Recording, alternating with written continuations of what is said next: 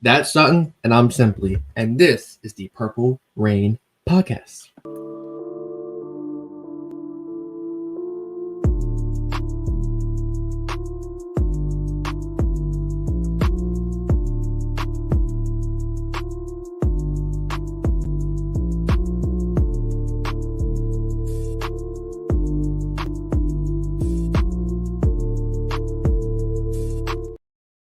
Welcome back to an unusual Friday live stream of the Purple Rain Podcast. But we are here. Thank you very much if you came through. If not, and you're part of the replay gang, which a lot of people probably will be, thank you for tuning in. And if you are part of the replay gang, let us know. Put hashtag replay gang in the comments. But first, it's episode 190. So the Pernell McPhee episode, the David Ajabo episode, the Trevor Price episode, and this is the Darius Smith episode of the Purple Rain Podcast. 190, 10 away from 200, which is really crazy to think about. Yeah, I feel like I'm getting old. It's not fun.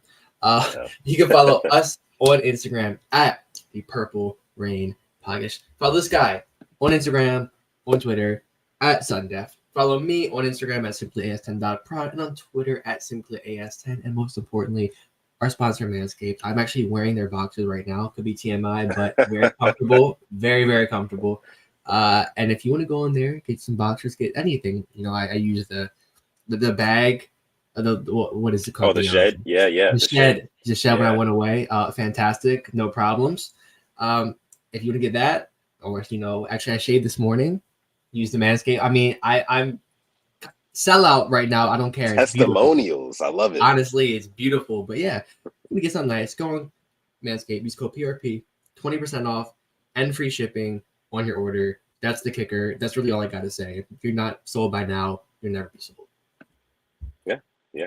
Hit the nail on the head as usual. Listen, we know this is kind of like an impromptu, weird live stream. It's not on a Thursday, it's on a Friday, so we know it's different, but we appreciate you guys for rocking out with us as usual.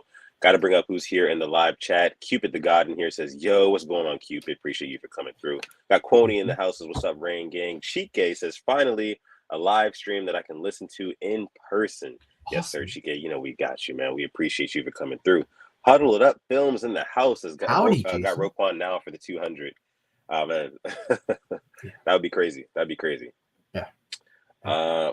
Cupid says usually part of the replay gang, but caught y'all live this time. What's popping, gang? What's popping with you, man? Appreciate you for making it. Thank you. Maybe we should start going live on Fridays. More often. Who knows? Maybe. Hey, man. Maybe Fridays is the day. Friday. Honestly, that was a Good Friday. Exactly. Let's see. Chike chiming in here says, who should we draft with our first pick PRP fantasy team? I say receiver. So for those of you guys who know, those of you guys who follow us on Instagram, and this is why it's so important to follow us on Instagram, we are doing a Rain Gang Fantasy League again this year for the third season in a row. Our guy Alex simply has 10 won it last year, so this year he's defending his title. Hopefully somebody can knock him off his throne. Hopefully that person is going to be me. Yeah. Chike is looking to do it as well. So we're going to go ahead and monitor that this season. Make sure that we give live updates on that week to week. Make sure we're checking in on who's winning. Taquan is in the house. What's going on? Taquan says, what's up, Rain Gang? Sutton and Alex. Black Daniels is in the house as well. Says Rain Gang live on a Friday. Great vibes. Vibe. Yes, sir. The weather is beautiful outside. Great vibes. Actually got a great weekend upcoming ahead. I'm actually going to be at the Maryland Towson game tomorrow at UMD. I'm ready. Yeah, I'm ready for that. College football is back. I'm actually going to watch it this year. I'm pretty excited about that. And then we have NFL next week. Honestly, in 6 days, we have a game. Yeah, we do. Yeah. Feels good. NFL football is back, man. I mean, Lions and Chiefs, that game is – I know it's the first game. It's on a Thursday night. I'm so excited for that one alone. I know Alex is too. I know he's pulling for his Lions. But who are you picking in that game real quick? I think I asked you this before, but remind me. I'm picking the Chiefs. I picked the Lions every game last year, but I'm picking the Chiefs to win it. I just think the Lions are it's going to take a couple of weeks for them to get it together, especially on defense, but they'll make the playoffs. They'll make the playoffs.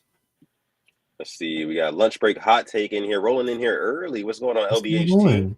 Appreciate you guys for coming through. Make sure you guys go ahead and subscribe to their channel as well as Huddle It Up Films as well. I mean, all our guys, the whole Ravens community is about to be on fire this season, with especially how good the Ravens are about to be.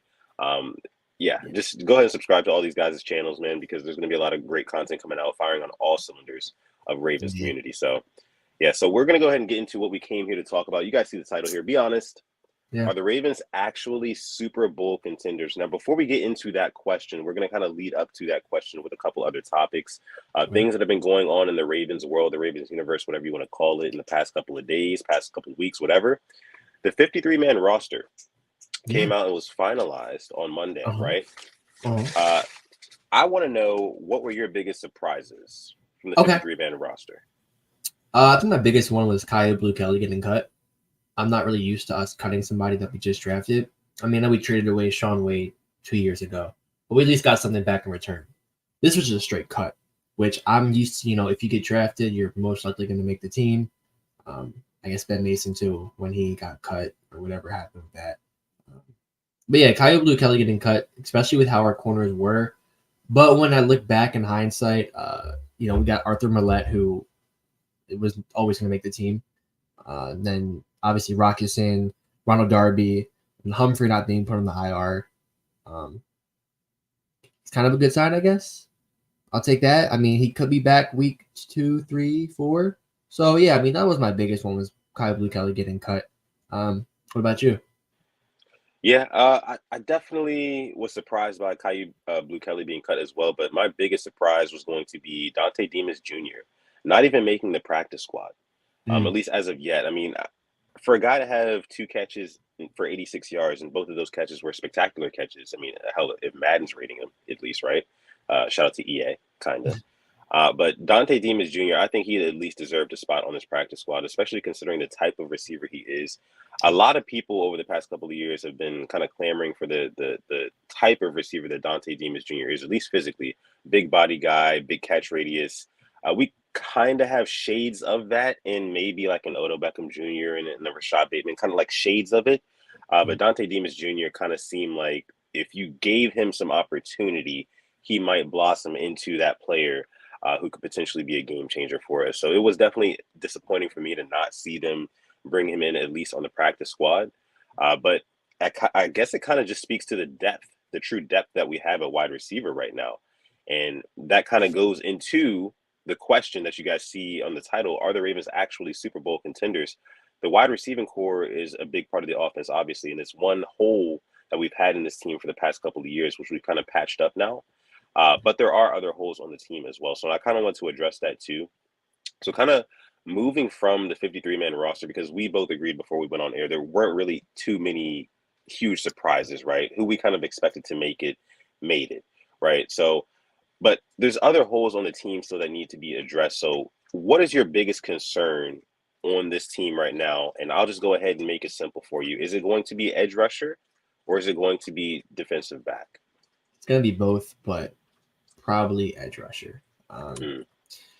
My thing is, when you look at, I think we should go out and get Bradley Roby. I actually compared his stats to Marcus Peters last year. They both played in 13 games, and Bradley Roby gave up like only 1 touchdown, and Peters gave up 7, according to Pro Football Reference. And then I think Roby gave up 300 less yards than Peters too. I don't know why we're not all over that, considering how our secondary is. But our edge rush is my biggest concern. I know Owe didn't play, and I'm hoping the Ojabo stuff was kind of them saying, just try something new. But who's going to get the sacks on that line? Like, just be honest. I mean, we can't, potential doesn't win Super Bowls. You got to put it out there on the field. And getting Jadeveon Clowney is cool, but he's, a run stopper. So I'm hoping Mike McDonald can, scheme up some sacks, because we saw Queen get, I think, 5 last year. Roquan had, I think, maybe 5.5, I believe, between the Bears and Ravens last year. So that's 10.5 sacks from our linebackers. But if you point out before, Tyus Bowser on the IR, like, we're thin. So, yeah, that is definitely by far my biggest worry right now. Yeah. I mean, I'm 100% right there with you when it comes to edge rusher being that. It's tough right now, and for me, Alex, I want to bring this up. I was actually just rewatching the Jaguars game from last year. Oh. Yeah. It really stung because I watched Trevor Lawrence, and not even to say that he had just all day on every possession, on every play. But it was just the fact that it didn't even really seem like the edge rushers were even that much of it. They weren't that effective because he was really stepping up into the pocket quickly and making anticipatory throws. And I feel like the only thing to combat that is interior pressure. So while edge rusher is definitely a big concern for me, I definitely think that the interior pressure from the defensive line is going to be paramount in knocking some of these quarterbacks, some of these supremely talented quarterbacks in the AFC off of their spot. Like a Justin Herbert, like a Trevor Lawrence, like a Patrick Mahomes, like a Josh Allen. I know we don't play all these guys in the regular season, but hey, we're probably gonna have to end up facing them in the playoffs. Joe Burrow is another one to mention too. A lot of these guys can take their three-step drop, hit their back foot, and then deliver a strike to exactly where the football needs to be on the field, and there's nothing you can do about it. And well, actually, the only thing that you can do about it is draw his eyes down by having an interior defensive lineman put pressure in his face. So I think that, again, while edge rusher is definitely a big concern for me as well, I think that guys like Broderick Washington, guys like Justin Madubuike, guys like Travis Jones are going to have to be able to rip through that offensive line and make these quarterbacks uncomfortable and not let them think that they can just easily step up into a clean pocket and deliver whatever throw that they want. So that's just me, though. No, you're right. And the four quarterbacks you mentioned there, we played two of them, Herbert and Lawrence. But when you say Josh Allen and Patrick Mahomes, if you want to, be a Super Bowl contender, like in the title, you're gonna have to play one of them. And history shows that Patrick Mahomes has played in the AFC Championship at home since he's been a start. No, I'm sorry. So, yeah. So, or he's been but the last 4 or 5 years, his first year starting, they went to New England and lost. But yeah, he's always goes to the AFC Championship. So you're gonna have to play. And then you throw in Joe Burrow, who we play 2 times a year, who is back at practice. So we'll be seeing him week 2 now. Well, so yep, he'll be playing. I mean, he's not gonna miss that game. And then like with the interior pressure too. I mean, I'm happy that Brent Urban's back because he can get those big Canadian mitts up and hopefully swat some balls. But definitely need that step up from Travis Jones. We all believe in Madubuike, and Washington obviously is believed in because he wouldn't have gotten extended for the 3 years. So yeah, I mean they're both go hand in hand, just hoping for the best. Yeah, but it's funny. Eric DaCosta had a little media scrum today, and he was saying that he thinks that Ojabo and Owe are going to have really good seasons. Now, that for me, especially when it comes to I hope so, right? Kodak voice. Speaking of Kodak, I'll bring him up a little bit later. Yeah. Anyway, Owe and Ojabo, man, if they can even have decent seasons, like both of them, if they both have a decent season, I think that's a positive. That's a win for our defense. You know what I mean? We have star players on the linebacking front. When it comes to Roquan Smith and Patrick Queen, kind of like an up and coming star. But man, I just keep thinking about this edge rushing group, man. It frustrates me, man, because I've been watching a lot of old highlights lately, and I just see us getting no pressure on the quarterback, man. And I saw the same thing in the preseason, so it's really frustrating me right now. And I'm just kind of like, I'm at a loss for words with it, honestly. You mentioning old highlights. I was watching the 2018 Lamar's rookie season highlights because, like, I'm kind of like in my personal life, I'm having deja vu, and it feels like 2018 again for some reason. So I'm like, let me just watch some stuff back. But no, I know exactly what you mean. I was watching, Judon, Zadarius Smith, Terrell Suggs in those games, so I really miss them right now. Yeah. What's up, Engraven? How you doing? How are you doing?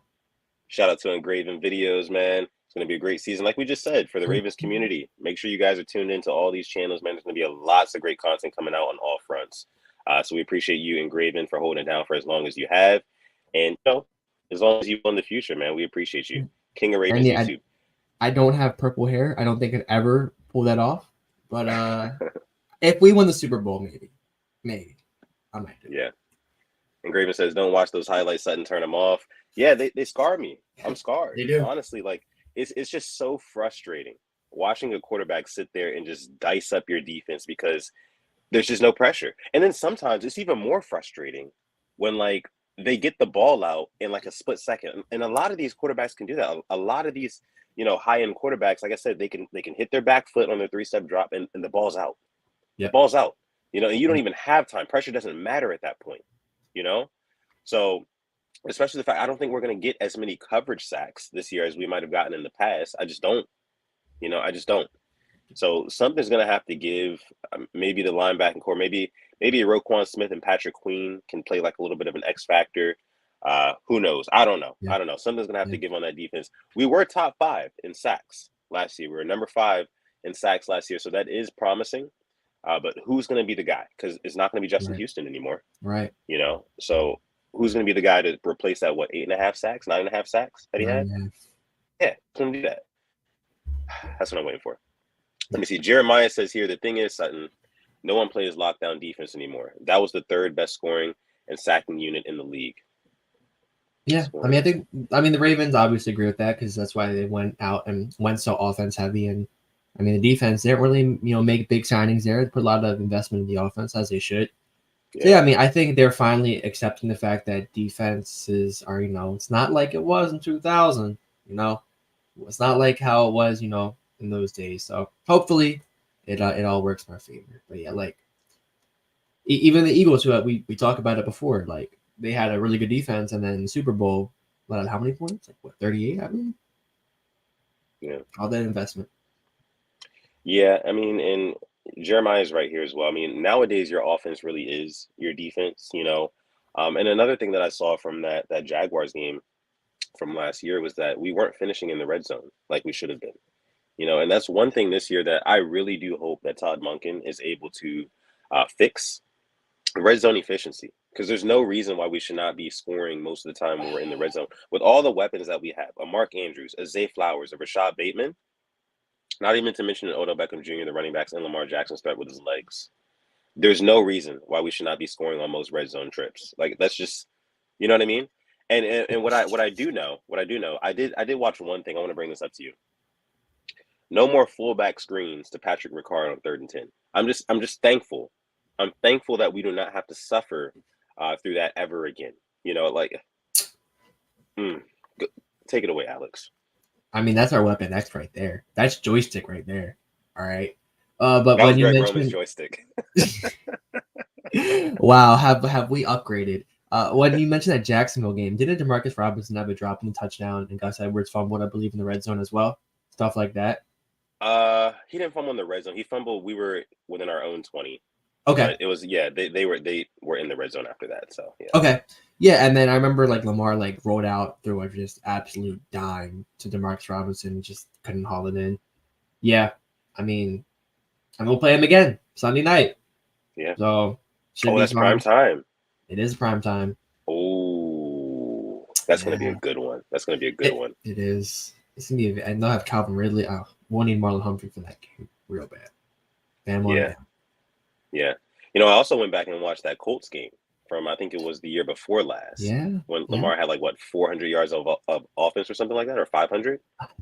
Yeah. It's going to be scary. What did you hear from Lamar Jackson today? I know some news came out today about Lamar and his motivation and things like that. What were you hearing, Alex? Yeah, so it was Josina Anderson on Undisputed. He said, Josina said about Lamar is that he's hungry after all these teams had a whole bunch of say when he got that non-exclusive tag placed on him and said, we're not interested. Atlanta, one of those teams. She was just told yesterday, they said that we already see Lamar Jackson's energy dialing up another notch because he senses that we're that much closer to the regular season. He is ready to make that statement to people. I know you can't see, but kind of gives me goosebumps thinking about that. All right. Thinking about that, this guy who probably, I think he boasts the second best winning percentage behind Patrick Mahomes right now in active quarterbacks, is that much dialed in with actual weapons, with offensive coordinator who has a above average passing style. Yeah, that makes me very happy. It makes me excited. It makes me, when September 10th is here, yeah, I'll be locked in, eyes in front of the TV. It is must-watch football. Oh yeah, 100%. And Lamar, of course, coming off of this whole contract situation, the fact that he just has that security now, the fact that he knows that he can go out there, ball out, no matter what happens, he's got his money. You know what I mean? It's guaranteed. I think there's a different type of confidence. There's a different freedom of play that comes with that mindset, that attitude that we'll see on the field here. And we're going to see a whole lot more. it's still going to be backyard football, I think, in a lot of ways, because that's just the way that Lamar Jackson plays. Even though we do have a new offensive coordinator in Todd Monken, I still think it's going to be a whole lot of Lamar ball. And I think that Todd Monken embraces that, and he knows how to kind of tweak that in a way to where it can still make the offense efficient as well. Mm-hmm. So super excited to see what they have in store. And, just the fact that Lamar Jackson is kind of mentally getting dialed in, that's exciting as hell, just like you said, too. And then also heard Odell Beckham Jr. Oh. OBJ himself, he said that, he's ready to go off this season. I think he also said that to Josina Anderson, if I'm not mistaken. So just all good news coming out of our offense. Also, Yeah. they had, what was it, the banquet they had the other night? Yeah. Or something ABC like that? was talking. Yeah. Yeah. And you had the rookies. They were doing like the rookie performances Oh and all yeah. that. Yeah. What was it? Zay Flowers was singing He No did No Flocking. Flocking and No Kodak. Yeah. Flocking. Trenton Simpson did Dreams and Nightmares. Yep. I mean, always a classic. You can never go wrong. Yeah, it looked like a lot of fun, I'll be honest. Like that energy and that chemistry is something you really just can't buy that.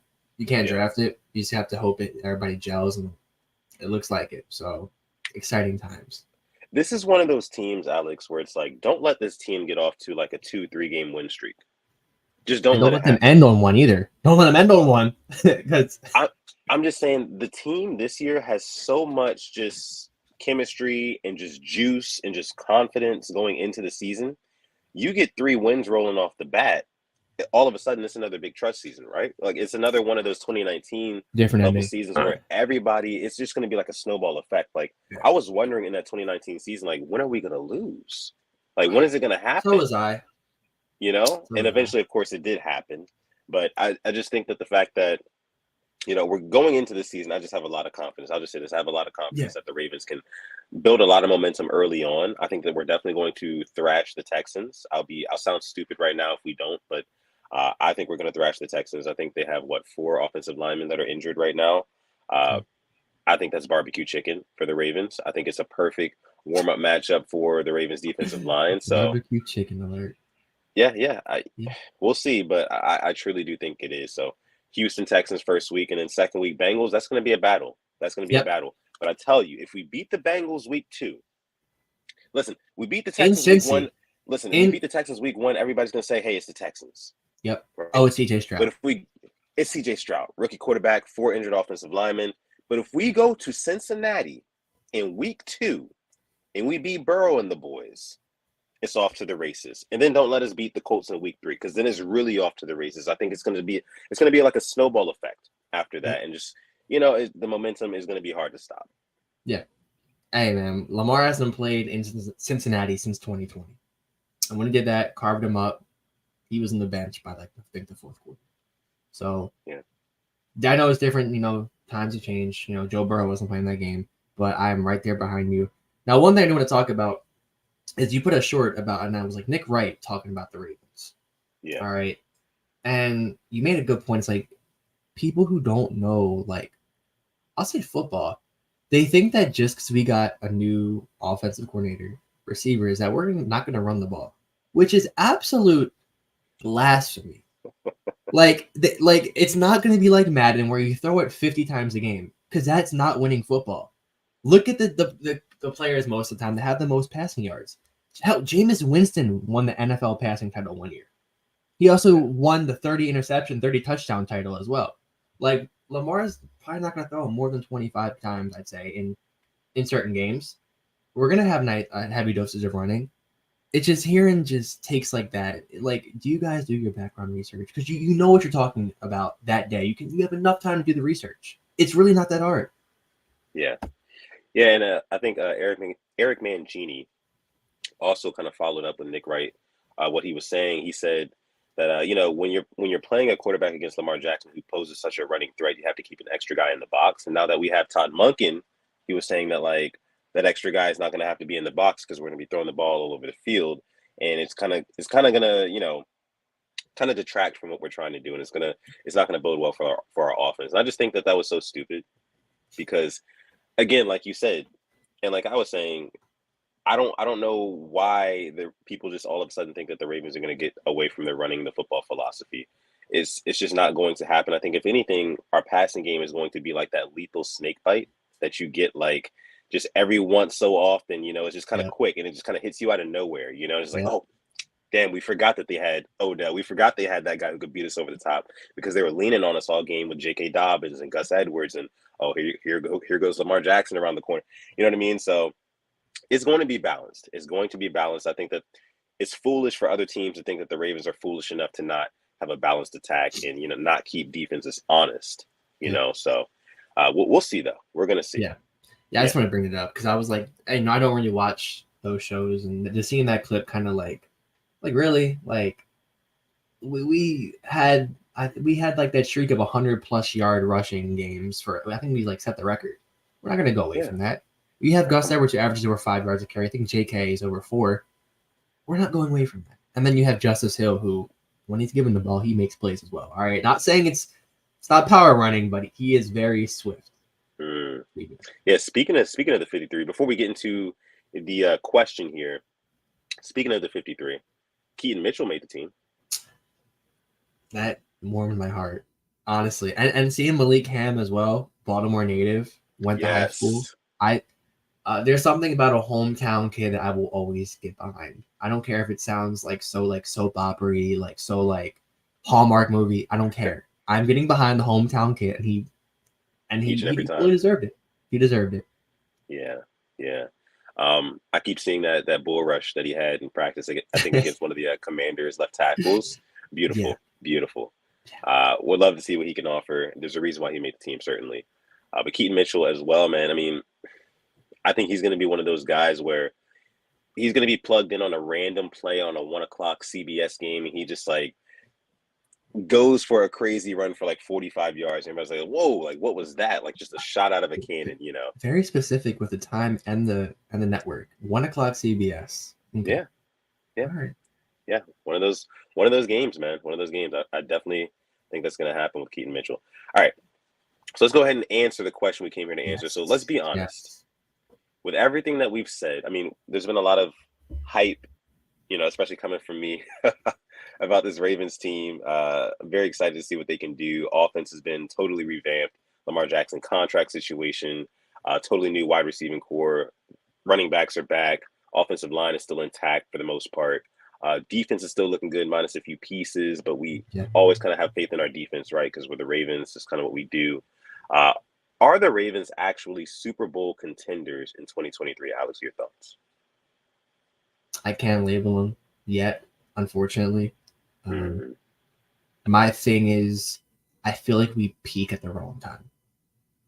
I feel like we hit these strides, but it's not the end of the year. I thought in 2020, we hit our stride at the right time. Won a bunch of games down the end.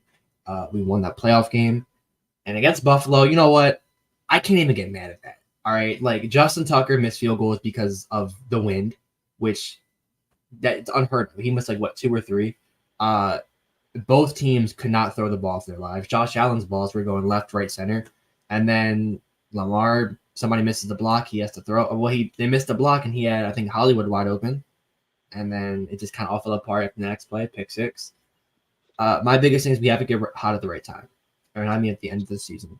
Win your last 4 or 5, 3 or 4, go in on a roll, confidence up high. Not like 2019, because I think we felt like nobody's going to, they were scared of us. 12-game winning streak, hadn't lost since week 4. But yeah, that's my biggest thing. If we can get hot at the right time and health as well. Because when we have gotten to the playoffs recently, we're always missing a certain player, a key player.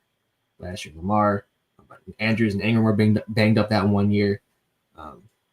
And then in 2020, just weird. But yeah, I think we can be. I definitely think if we're talking about the AFC rankings, I'm putting us like 3 or 4. I think 1 and 2 are the contenders, 3 and 4 like the conference championship contenders. Okay. I like that. I'm gonna say yes. I'm gonna say the Ravens are actually Super Bowl contenders. And the reason why I think you put it perfectly when you say like that 1 and 2 spot is like the contenders, and the 3 and 4 is like knocking on the door. I think we're right there. We're contenders because we have a more well-rounded roster, I think, than a lot of other teams give us credit for. If you look at a team like the Chargers. If you look at a team like the Jaguars, the Chiefs, I don't think that they have a pound for pound better roster than the Ravens. I don't. I don't. They have, of course, Andy Reid, I think, is a better coach than John Harbaugh. Trevor Lawrence and what they have going on in Jacksonville, I think, is special. But I still do think that they're kind of young and they're still kind of finding their way. And I think that we can knock them off. All it takes is a couple wins in the playoffs and you're in the Super Bowl. That's all it takes. And I think that the difference is with this year is that the play calling in the playoffs will be different and it'll kind of change the game script of the games, and I think we have the personnel now to actually execute some better game plans on offense in the playoffs when it comes to passing the football. Because in the past couple of years, you mentioned things like Justin Tucker being unlucky with, having the wind affecting his kicks in that Bills game. But, I mean, we didn't have a whole lot of great receivers in that Bills game. And then you look at the year before that in the Titans game, not a lot of great receivers, whole lot of drops. You know what I mean? I think that this year we have all the pieces that we need, all the pieces that we've been missing, rather, in order to take that next step, in order to be that, maybe not that one, but maybe the two, Super Bowl contender. I think that we can at least make it. I hate the bye week. I think it ruins I know the 2 1 seeds made it last year, the Chiefs and the Eagles, but like when you say the Chiefs power, I agree with you. I think the Ravens have a better roster than the Chiefs, but like Patrick Mahomes is literally like the ultimate. Like you could, like I said, you could put me, you, and a couple of viewers out there at receiver, and Patrick Mahomes will get to the conference championship. I don't know how, but he will. I don't know. I don't know how to say it. Like I just feel like that's just how I feel about Patrick Mahomes. But I can back that. We have a hell of a roster. And getting Odell, we actually have a guy who's won Super Bowl, a key part of it, not just a guy that played in it. He was a key part. So yeah. I'll put us like 3 as the third best team in the AFC, honestly, behind the Chiefs and the Bengals right now, just because they have the experience over us. That's fair. When you talk about experience and like history and whatnot, sure. Yeah. If I'm talking about this year, man, I'm taking us because I like it. I watched how we played the Bengals last season, even in that even in the first matchup we had against the Bengals, that primetime game, right?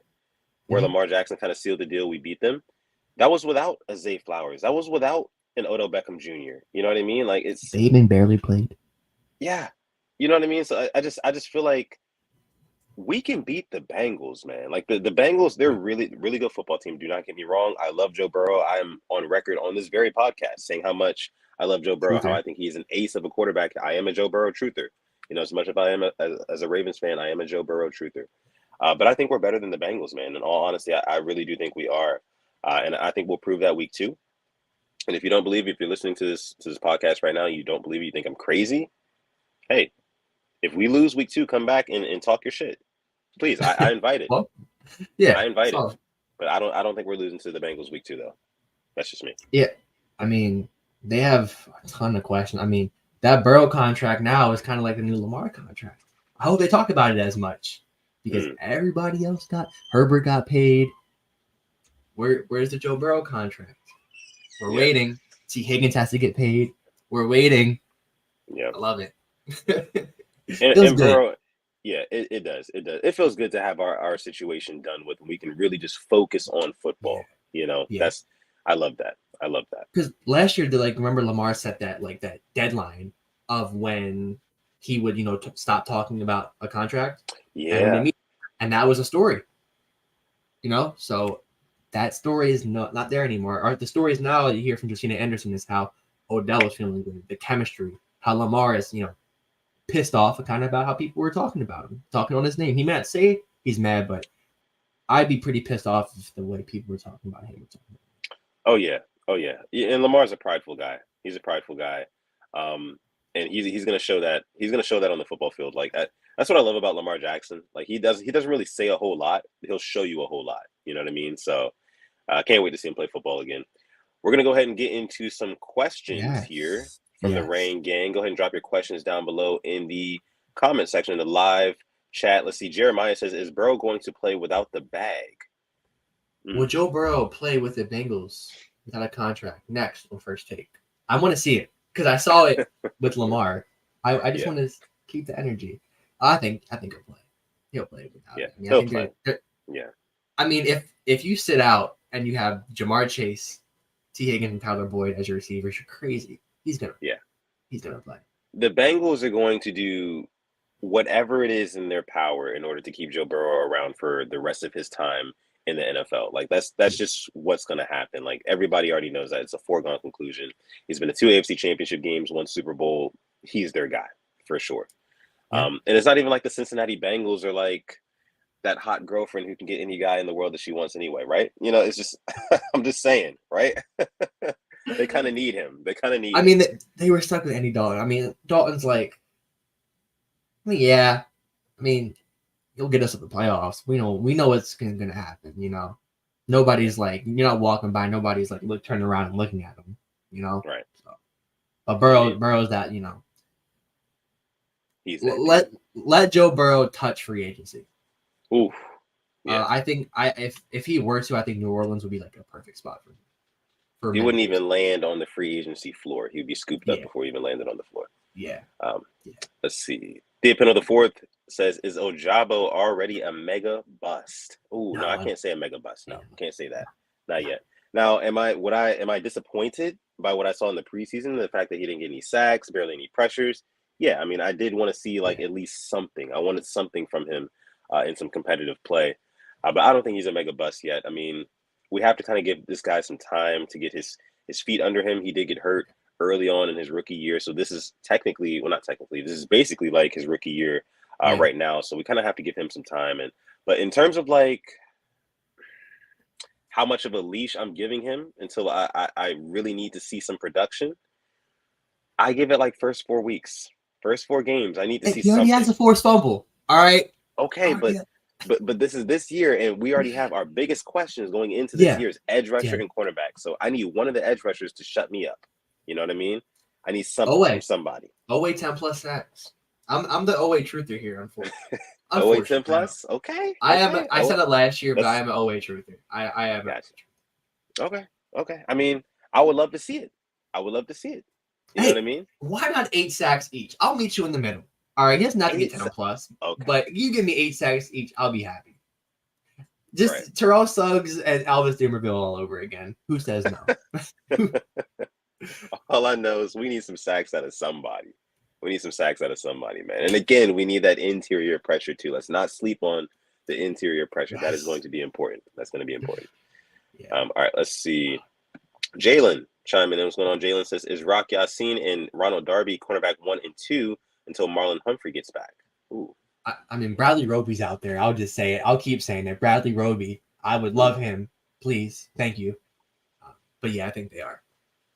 Yeah, I mean, do you really want to just keep going out and just sign in veteran cornerbacks just for the hell of it? Like, is that where we're at right now? No. So I wasn't, I mean, Desmond King would have been cool, but I saw Bradley Roby, and like that's why I literally pulled up his stats next to Marcus Peters' stats. Because our guy Rush asked me, he's like, if we got Roby, like, how much of an upgrade would that be on Peters? I'm like, hold up, let me go check. And when I checked the stats, I was like, him only giving around 400 and some yards and 1 touchdown in the same amount of games as Peters gave up 700 yards and 7 touchdowns.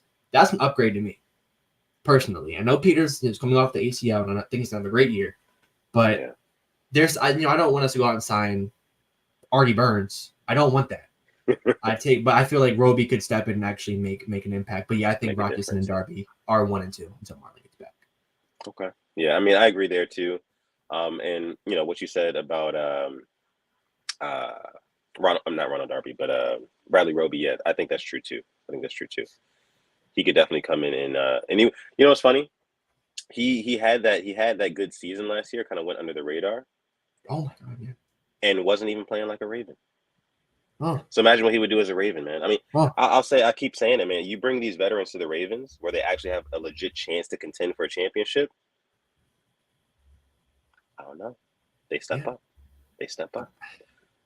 I'll pull it up right here. I pulled up. He gave up 409 yards in 13 games, and 1 touchdown. That ain't half bad. You might be onto something there. RTV says, would the Bengals have won the North if Lamar was healthy the last 2 years? I'm gonna say no. Yeah, in one of the years, I don't think they would. I don't think. Last year they went up because it came down to that final game because they had the game that was postponed with the Bills. But even then, there was like a small chance we could have won the North with Anthony Brown at quarterback. So I don't think so, no. Yeah, they definitely wouldn't have won the AFC North if Lamar was healthy. And I'll say that just because the fact that when Lamar was not playing football, we couldn't score 20 points, Yeah. But at the same time, we were holding teams under 20 points. So if you just add Lamar Jackson into the equation of those games, we win a lot of those games that we ended up losing. Now, 2021, they definitely deserve to win it. Like, no doubt about it. I don't care if Lamar's healthy. He's throwing, all of our guys are out, whatever. They made the Super Bowl. I mean, they were the hottest team that year in the AFC. But I think last year definitely been a different story. So, yeah. Great teams. Let's see. We'll take a couple more questions from you guys. I want to see what you guys are saying as well. We got Quan in here, says, I'm a Bengals fan. Shout out to Quan. Welcome. Respect to you. Yeah, much respect. Yeah, Giovanni says, still worried about this DB core. Yeah. Definitely one of the biggest concerns. I mean, we talked about it. DB and edge rusher, two biggest concerns right now for the Ravens. Can we go over just our secondary right now? We'll just talk about it. Rocky Sin, Ronald Darby, Arthur Millette, Brandon Stevens, Jalen Armour Davis, Kevon Seymour, Darius Washington, if you want to put him at slot or safety. There's really no shutdown corner in there, which is why week 2 really scares me. Because Jamar Chase, and T. Higgins, and Tyler Boyd we saw Burrow put up 500 on us. I'm scared. I'm not going to lie. Yeah, and you know what I'm really scared for? I'm really scared for like third and fourth quarters. You know, the defensive line is kind of tired, the quarterback's getting that extra little split second of time because of that, and then our cornerbacks are getting toasted, That's what I'm afraid of. So barbecue chicken alert. All right. Yeah, so first half is going to be so important to put up points. It's going to be so important, to kind of take that lead so we can kind of implement that strategy of kind of leaning on teams with the run game to kind of end it. But yeah, it's going to be tough.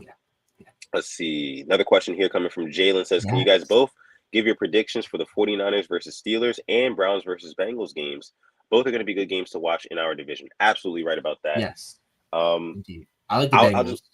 You like the Bengals? Okay. I like the Bengals. I like the Bengals as well. The Browns are kind of a bogey team. I know they beat them. The Browns beat them on Monday Night Football last year convincingly, but I think the Bengals will win. I mean, I think the Bengals win a close one. Yeah. AFC North football, but I think they pull it out. I don't know.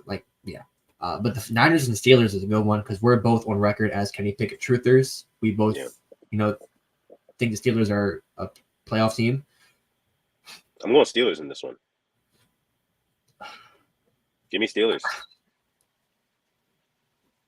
I don't want them to win, but I think they will. I don't know what's up with Brock Purdy's arm. I know he threw a touch. Oh, well, it was like a 10-yard curl to Brandon Ayuk, and Ayuk did the rest. I can definitely see the Steelers winning that one.